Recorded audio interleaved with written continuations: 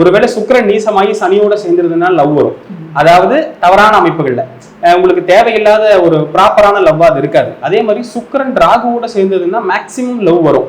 அதுவும் அந்த depends upon தி ruling பீரியட்னு சொல்லக்கூடிய சுக்கிர தசையோ ராகு தசையோ வருகின்ற போது உறுதியாக உங்களுக்கு அந்த லவ் அப்படின்றது ஏற்படும். நீங்க நல்லா யோசிச்சு பாருங்க, 7ஆம் இடம் அல்லது 5ஆம் இடத்துல சுக்கிரன் ராகு காம்பினேஷன் இருந்து சுக்கிர தசையோ அல்லது ராகு தசையோ நடக்கிறவங்க உறுதியா லவ் பண்ணிருப்பாங்க. அதுல மாற்றுக்கிறதுக்கே இடம் இல்லை. அதுவும் அந்த யங் பீரியட்ல வரக்கூடிய இதுன்னா டெஃபினட்டா அவங்க லவ் தான் பண்ணி கல்யாணம் பண்ணுவாங்க அப்படின்றத நம்ம சொல்ல முடியும்.